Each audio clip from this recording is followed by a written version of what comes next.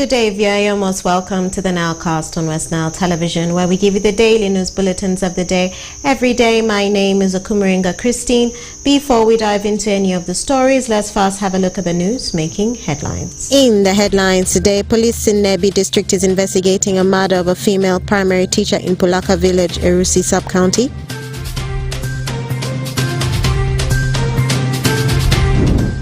Biaya Secondary School holds 25-year Silver Jubilee celebrations in Ajimani district.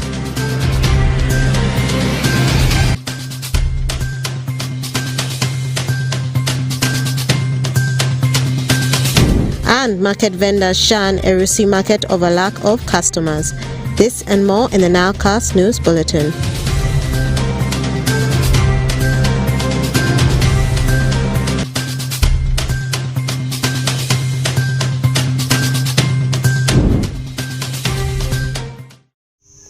Good day again, viewer. You're most welcome to the Nilecast on Westnile Television. Now let us dive into some of the stories of the evening. The Territorial Police of Nebi District is investigating a murder of Gloria Akayo, the deputy head teacher of Joaquim Nursery Primary School in Pulaka Village, Erusi Sub-County, Nebi District, after the body was found dumped in a nearby swamp.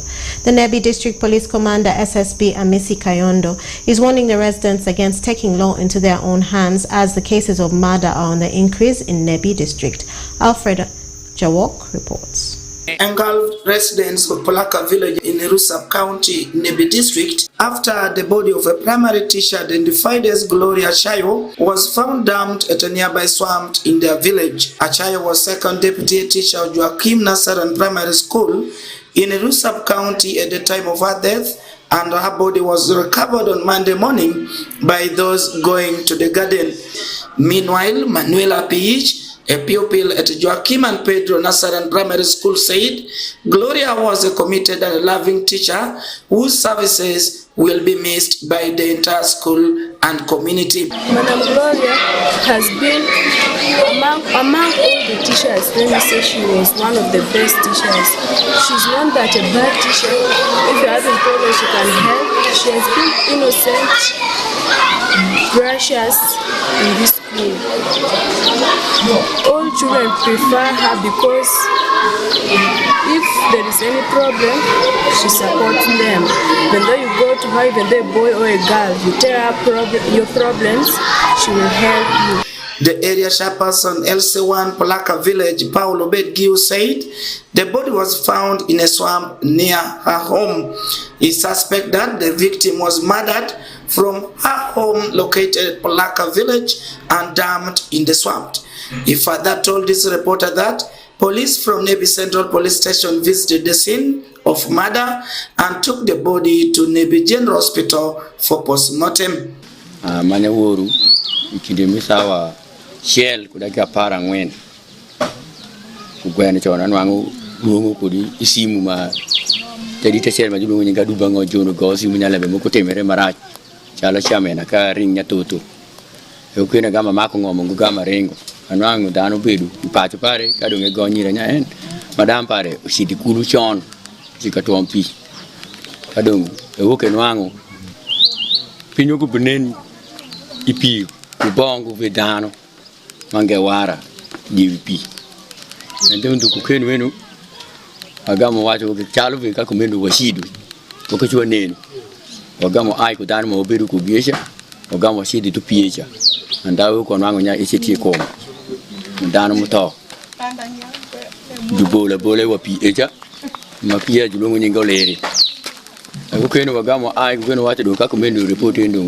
makwateri kani i police wadana mo washidi tupiecha za watu loba washidi wangashe za police washidi kudani za police kwenu wagamo washido omi report ndu police gamo go simu ni chumi nebi dendu donc ma police mine binungo ndu jocha gigam gitingo wateru gigama lebe chatemere ye irango na podi dano cha wangi ungo nya isetinga ku police gigara shelo ogamo shako ngich ukechesha ogamo loke pirango wanwange vutu ariye bachunye kwenu ogamo loke washako ngiyo tingu kare irango ni wanwango speu ti ma sholi wiye mumuwange kwenu ogamo yabo wange wachako neno wangu doge cha wairzo makwaru kosh dunga monyota yipare. When our reporter visited Joaquim and Pedro Nursery Primary School, where the late was teaching, we discovered that the late was very much loved by parents because of handling their children well at the rural nursery school. Wilbert Adubango, the first Deputy Prime Minister Joaquim and Pedro Nursery Primary School, said the deceased spent most of Sunday in the church and is perplexed that she was later murdered at night. She has been an active teacher. As for the fraternity teachers fraternity, we really lost her presence because she's been doing so much, a lot, especially when it comes in terms of mentoring the learners. When it comes to how do we have socializes with the community, indeed is so painful indeed, that I don't know if we shall have a teacher like her who can really fulfill the gap that she has left for us. We are really so feeling a lot of pain that I can't even describe up to the extent that I could, but it's so painful as a school and the entire community and together with the staff all at large. Collins Jalashida Oromchan, Chairperson Local Council 3, Eru Sub-County, calls for vigilance among the community since this incident has happened at a time they never expected it. The body was found dumped in a stream, a pond. Previously, that place was a spring, a protected spring, but when it was decommissioned, the community dug it. It is like a well. So she was murdered and dumped in the well. The extent that even recognizing the body was difficult. It was a struggle. Eventually she was identified by the color of the clothes and by the nature of the makeup and the hair. The police came on the ground and other security agencies were also alerted, the community gathered. The body was taken to Nebi for postmortem and also to be prepared in the mortuary. Nebi District Police Commander, Senior Superintendent of Police, Amisi Kayondo, confirmed the incident and said the suspect is in police custody as investigation into the matter is ongoing. Yesterday we just found a dead body of a woman, a mother again, second mother, within 2 weeks. We picked the body, brought to the mortuary, postmortem was done. She was killed using sharp objects, inserting it deep in the mouth, beyond the throat, which is very bad death. We have picked the husband with whom they had separated like 3 months ago. So we want to promise that we shall investigate thoroughly and let the law be seen taking place. Those perpetrators should be before the court. This is the second incident of murder within the duration of 1 week in Nebi District. Alfred Jawok, Westnile TV, Nilecast. And more in our story, sub-county leaders in Moyo District got engaged in the implementation of the Nutri-Cash project with the aim of putting in place strategies to help expectant and lapidating mothers get nutritious food. Amaruma George William, the Deputy Chief Administrative Officer, Moyo District, stated that the committees are all dormant and therefore requests sub-county leaders to reactivate the committees to embrace the project. Okumu Dominic reports. The engagement meeting took place at the People's Hall in Moyo Town Council with main focus of implementing the strategies put in place to help expectant or lapidating mothers to get nutritious food for themselves and their children. The engagement meeting brought in several political leaders and civil servants from the 10 sub-counties in Moyo District, ranging from the parish chiefs, community development officers, and the local council 3 chairpersons. The project, called Nutri-Cash, is aimed at ensuring there is zero hunger for women and children. Mr. Amaroma George William, the Deputy Chief Administrative Officer, Moyo, said all the sub-counties have nutrition committees, but unfortunately the committees are all dormant and therefore request the sub-county leaders to reactivate the committees and embrace the project. Hoping using the structures like nutrition committees that are set in the sub-counties. These structures are there, but I think most of us have it as dormant as it was formed.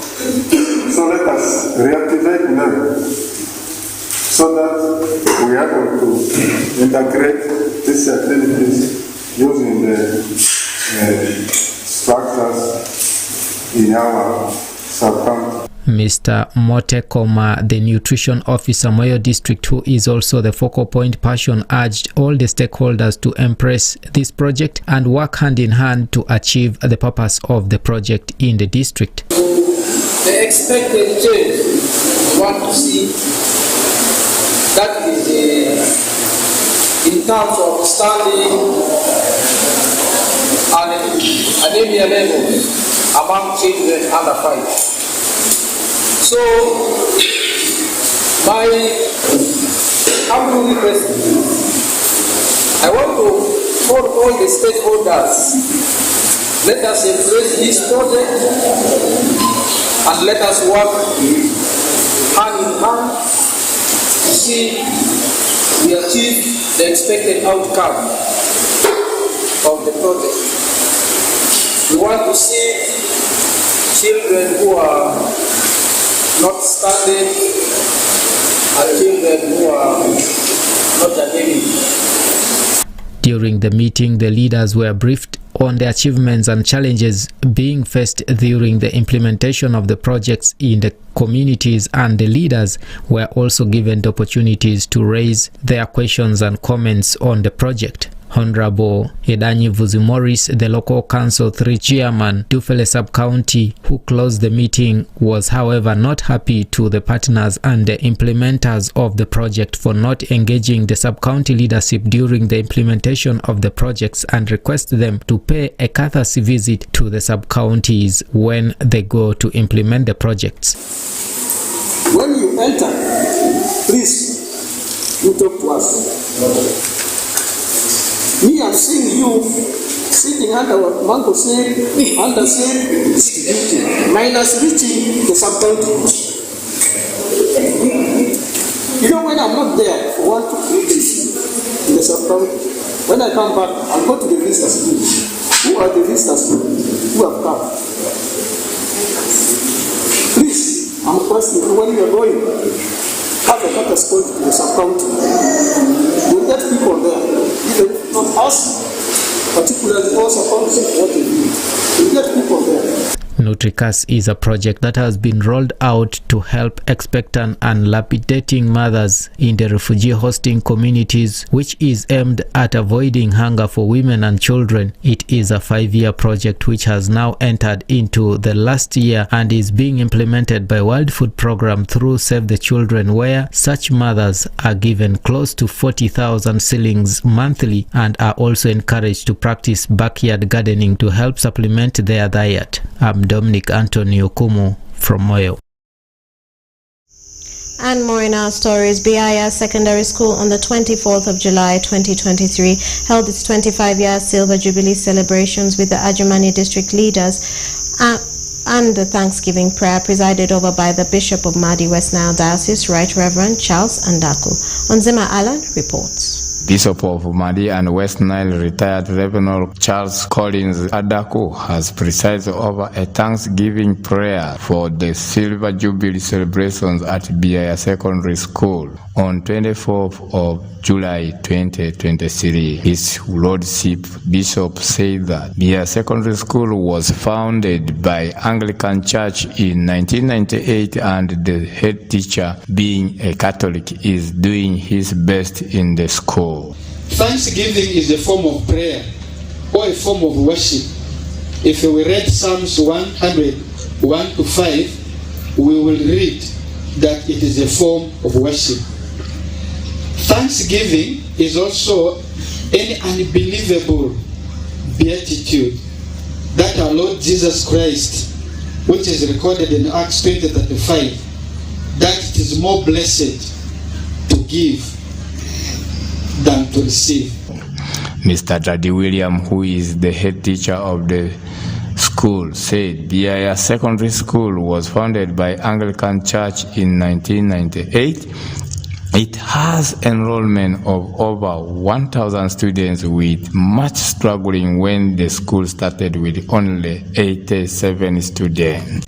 We are grateful to receive you too, to celebrate the Silver Jubilee of the school. We celebrate the USCE results and the victory that we have had in games and sports. The trophies up there is a testimony. The life of this school at infant stage was very uncertain. Most of the volunteer teachers ran away when things become hard. We do not blame them. For humans by nature fear risk. Not knowing fearing risk itself is a failure. So we risked and we continued. Thank God. In summary, thank God, by 1998, miserably as we were, the year ended well. Mr. Ndugu Ronald, Principal Education Officer, Minister of Education and Sports, who doubled as the desk officer at Acholi and Westnile region, thanked the head teacher of Biaya Secondary School and said that Biaya Secondary School was being now joined in online studies, which is great, and they will make sure they see other schools learn together. I'm happy to be here, and I want to thank the head teacher in absentia. I was here on Sunday and I met a team of students here practicing for MPD, and I'm happy to hear that I will be seeing you at the Nationals. That's very good. But I also know that we've had online lessons, national online lessons, and we had Biaya SS participating, and we got to see Biaya SS from the comfort of our places in Kampala. But if that is true, what we had in the news, that if you want to pass biology, come here, then as the nation we want to be here. And we will be here because we can connect to you, since you connected to us from here. We are starting an effort where all candidates in this country are going to study together online, and the lessons will be running for senior 4 and senior 6 from 4:30 to 5:30 every day for the next 2 weeks before they sit their mocks. Mr. Anyama Ben, the district chairman, Ajuman, however, apologized to Biaya Secondary School for not attending their parties, and it was not intentional but other duties taking him away. The interest of the people derive from the mindset. My defense minister for LC1 told me Biaya students are the most disciplined in this district. I totally endorse it. To transfer this discipline to your brain, to see that Biaya SS is one of the best schools in this country in performance. Reporting for Westnile TV, Onjima Alani, Ajumani, Nilecast. More in our stories, market vendors of Oyen Market in Erusi Sub-County, Nebi District, are blaming the Nebi District leadership for abandoning the market despite it being tendered for revenue collections. The market vendors have continued to shun the market, seeking other markets so as to get a profit. Alfred Jawok reports. Local leaders and market vendors of Oyen Market in Erusi Sub-County are struggling to revamp the market to its former glory. In early 80s, Oleny Market, commonly known as Erusi Market, was one of the leading markets in Westnile region, but now, with the emergence of many markets in each of the sub-counties in Greater Nebi, it has lost its value as vendors prefer other markets than Oleny Market. Speaking to this report on Tuesday this week, Margaret Ayomongo, a market vendor at Oleny Market, blames Nebi district leadership for abandoning the market despite being tendered for revenue collections. Pol mutie mo kakamange gisha kitemo wanwa paro kode le mandare nango esako gweno esa sende bedu tie lorde bedu tie male donc awoni eni kanango lembe moko mange machoporosh wasako eni ma kelwa kite mashon mabero ka sako eni bedu wangle kode cha nango esoko bedu per chalo wak wechma eni chalo wak mwami Jubi district. In the meantime, Collins Jalashida, chairperson local council 3, Erusi sub-county, attributes the downfall of the market to the bad state of road networks connecting the market. He further said some vendors in the sub-county carry their goods to nearby markets like Panyimur, Payani, Nebi, and Awasi, respectively. Goods now, the different manufacturers, the different agents of these, the promoters of these companies, they now move with the goods in the big vehicles. So, if we have a good road network, that means more of such vehicles will now be bringing goods to our people. And that means more business. So if we don't have that, it means a lot of goods are blocked. So when we have more of these goods now coming, it means the Congolese will be coming to get them cheaply in Erusi. So I request that the road network actually has many factors intertwined in just one. This mentality of our people carrying avocados, banana, every other item to Panyimur is a humble request. They should stop. They are the ones now killing the market. Now you carry the goods. You have carried everything which would attract these people to come here. You have taken to Panyimur. You have taken to Payani. Now why should somebody come here? So I request our people, our market is here. Let us work together. Support it. Otherwise, if we continue taking goods to other people, first of all, we are also taking other services alongside. We are also creating market to other people. We are creating employment to other people. So I request that we work together and attract people to come to us because the benefits will be a lot. The blockers will find job. There will be other people, petty agents. And then even the distance, considering the distance. You are carrying avocados all the way to Panyimur. What profit do you get? That means you are working for the transporters. So our people should be able to analyze the market complexity. And that is my appeal. We are also going to continue mobilizing, talking to the people, sensitizing them, so that they understand this. Efforts to get comments from Commercial Officer Nebi District was futile as it could not be reached at the time of filing this story. Alfred Jawok, Westnile TV, Nilecast. And more in our stories. Members of the Forum for Democratic Change from Gulu City have distanced themselves from the current saga at the party headquarters, vowing to continue mobilizing resources and recruiting members to the party. They have asked the party leaders at the national level to stop involving themselves in doing things that will divide the party and reconcile to start the core vision of the party of promoting constitutionalism. Stephen Okello from Gulu reports. FDC member in Gulu City vote to continue defending the integrity of their party amidst the current saga at national level. They urge party member at grassroots level never to lose hope in their party. FDC is not one man's party. It is a party of the people and belongs to the people, and we are the people and Ugandans are the people. For that reason, we are not going to allow any single individual to disorganize the party because we have our votes. We have a stake as members of FDC. We have decisions to make. The divisions happening at national level will not shake the North, and particularly Laro Peche City Division. We shall remain committed and united. The role of the FDC in building a Acholi sub-region cannot be underestimated. And we want to tell the people, do not lose hope. We are still there.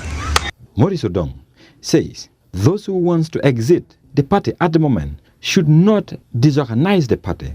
It is high time for those who felt that they were unable to get answers for the problems they thought they would feast from FDC and go away. You do not get it because you operate on different principles. You have the liberty to go. Giving room for those who will buy our own principles and ideology that we shall preach to utmost and will have a belief in it, then we go by that. We don't believe in a crowd that does not deliver, no. Moses Abonga, the chairman FDC Gulu City, told the rivaling factions in the party headquarters to stop dragging regional members into their personal fights, but use the party structure for proper communications. It's true there's some pressure, we need to be open. People from up in the headquarters are calling people here, including even some civil servants. And that's why we want us to take this opportunity to tell categorically clear that there are people who were once with us in politics, but they are right now civil servants. We want them to stay out of politics. So we are not going to succumb to those kind of pressures from up. Being the base of FDC party, over the years, these members is calling FDC national leader to bring the national delegate meeting to Acholi sub-region, in particularly Gulu City. Stephen Okello for Westnile Television, Nilecast. Oh yeah. Oh yeah. One Uganda, one people, one people, one Uganda. Cha cha.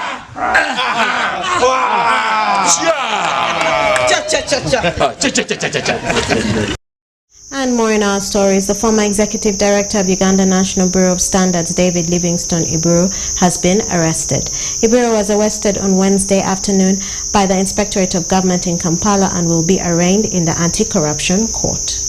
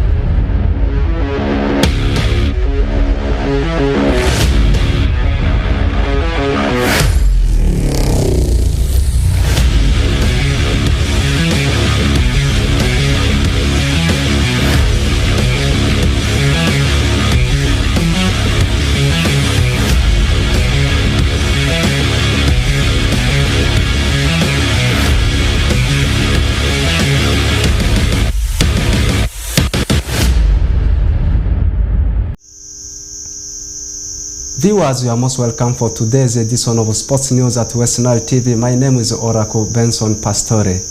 In one of the stories we have got for you today, Central Division in Arua City, of course, they have started with their ball games. Primary schools in Central Division in Arua City begins their ball games today, and 2 venues have been approved for these ball games. We have got St. Joseph's College Playground and Arua Public Primary Playground. And it's going to be a tournament which will come to an end on Sunday. Let's have more of the stories.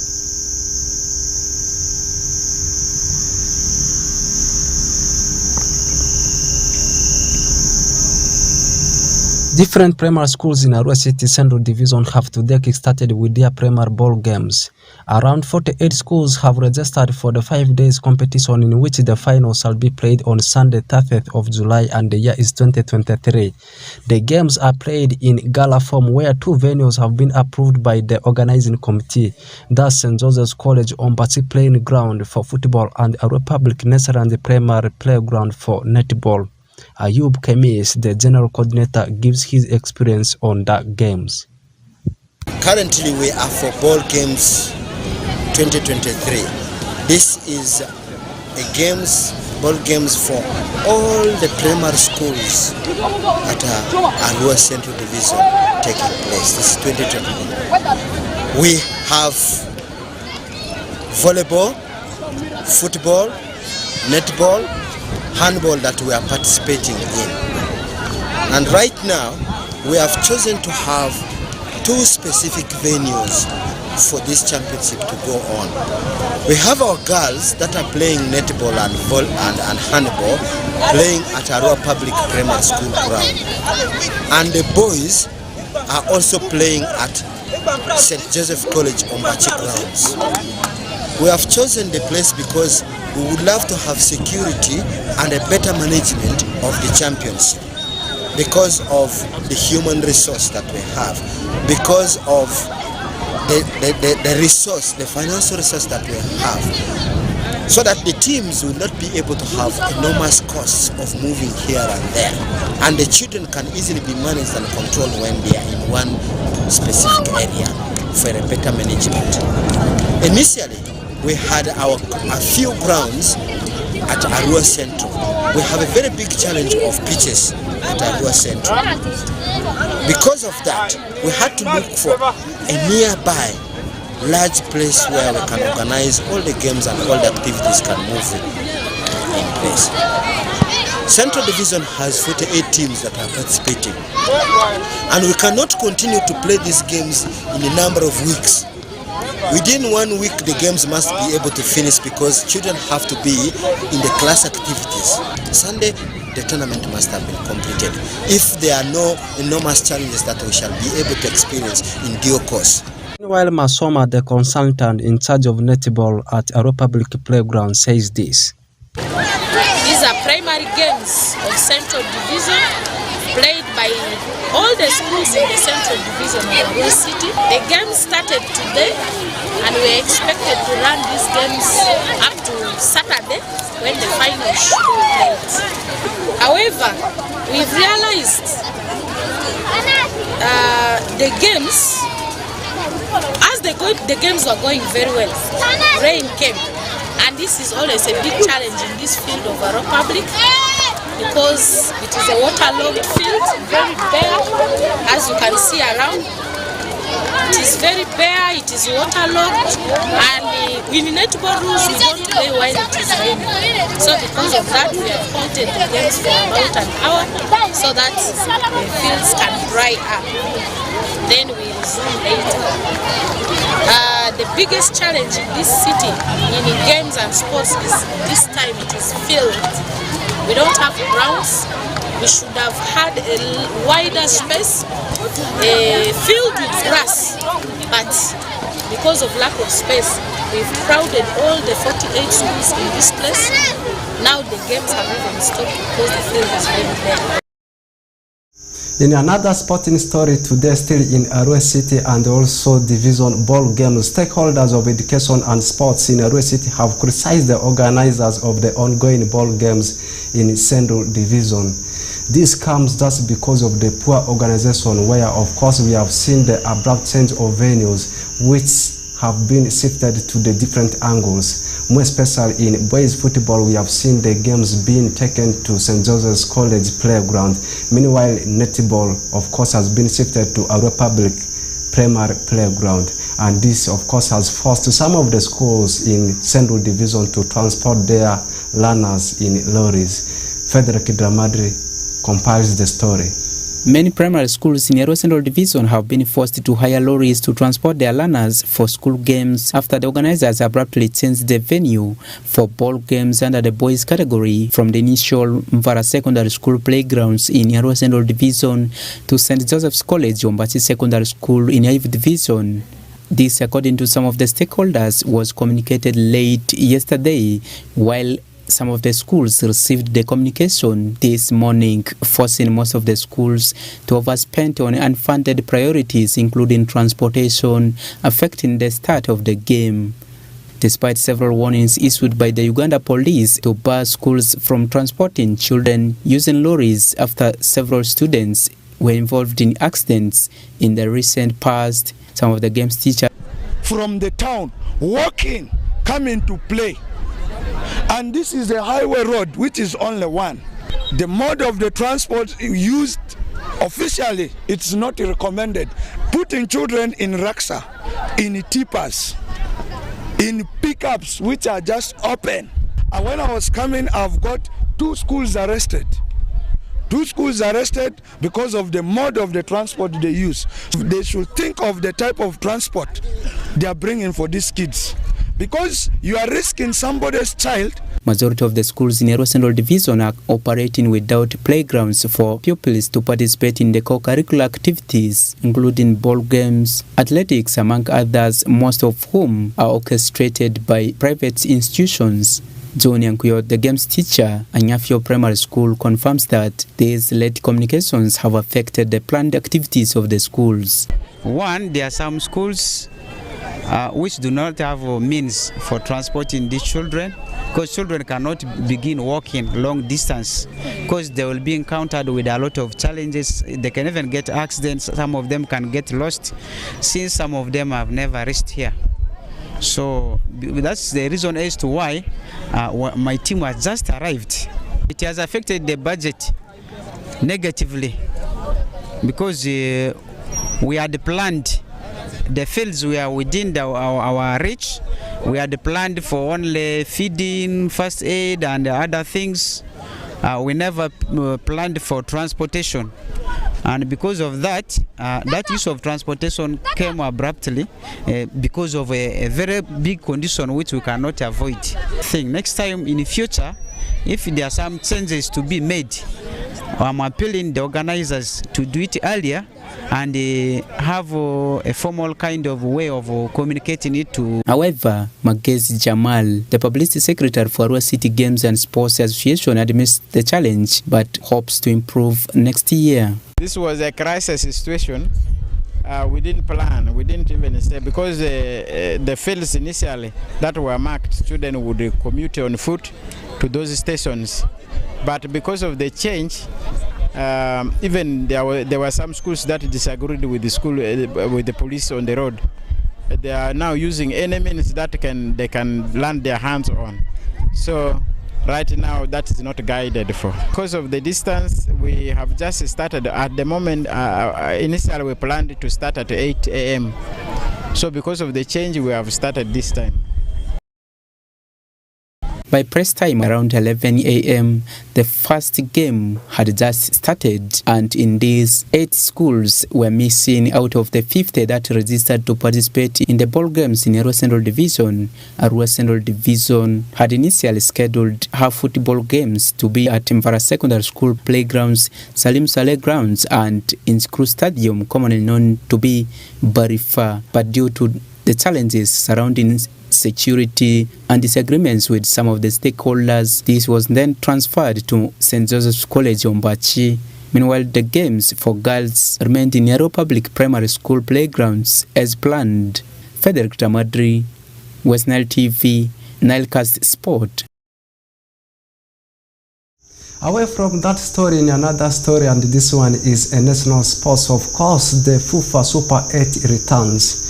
The FIFA Super 8 tournament resumes after 4 years of break. This is always a tournament which acts as a precursor for StarTimes Uganda Premier League ahead of the new season. So it was launched today in the morning. Mr. Owen Ezaga reports. The FIFA Super 8 tournament is back after a 4 years break. The competition that serves as the precursor for the StarTime Uganda Premier League teams ahead of the new season was launched on Wednesday morning in a press briefing held at the FIFA complex. It should be noted that the tournament was held in 2018 and 2019 but was a halt for the subsequent year due to the outbreak of COVID-19. According to the FUFA Executive Committee member, Rogers Biamukama, who attended the launch of the third edition, indicated that the tournament returns bigger and better. It is a great innovation to make the competition much more lively and exciting, starting from the truly top 8 clubs that finish on the top of the league, which is a little bit different from the previous seasons, where we would have the top 6 plus the 2 promoted teams. This time round is only the top 8 teams of the previous season. We think it is going to give an exciting competition to the fans, but also there is an opportunity for every team to play 3 games, unlike previously where you'd be beaten at the first hurdle and you go home to rest. Now, even when you're beaten, you'll go and play classification matches to determine number 5, 6, 7, and 8. And for the winners, they will go to the semi-finals. The winners will go to the finals, and the losers will play for number 3 and 4. So we think that is going to give the clubs a befitting pre-season preparation. The previous season prize money was 68 million basket, which was shared all the way from number 1 to number 8. Because of the new sponsors and the few that we're expecting to sign up before we kick off, we are not going to announce the prize money, but it will certainly be not less than 68 million shillings, but allow us by the kickoff of the next round of games to come back to you and give you the basket of the prize money and how it will be shared from number 1 to number 8. But we hope that that package should be even much more exciting. KCC and Viper Sports Club were the champions of the first and second edition of the Super 8 respectively. Owen Ezaga, Westnile TV Sports.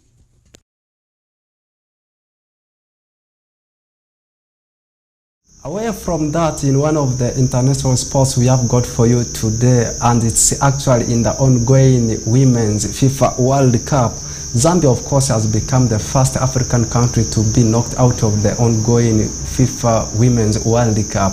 This is after they were humiliated by Spain by 5-0. Then on the other side, Spain, of course, together with Japan, they have become the first countries to proceed to the knockout stages. That's probably the round of 16 of the ongoing Women FIFA World Cup, which means Zambia is already out. We still have got African countries that are still battling for their fate to see that they proceed to the knockout stages. South Africa is still in the mix. Nigeria is still there.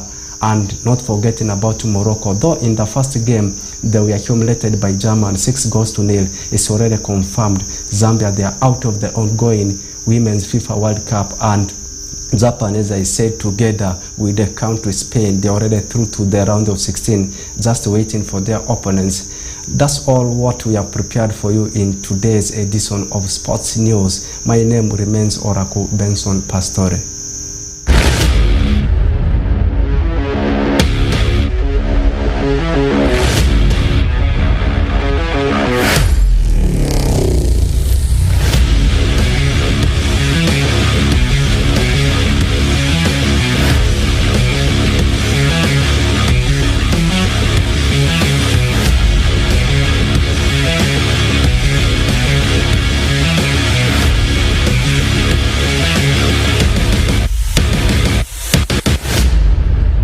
Thank you, Benson Pastore, for that sports news update and sports highlights. And with that, you are welcome to the end of the Nilecast on Westnile Television. Thank you for being with us from the beginning of the Nilecast to the end of the Nilecast, only on Westnile Television. Please stay tuned to the rest of the subsequent programs that may follow. My name is Okumiringa Christine. Have a good day.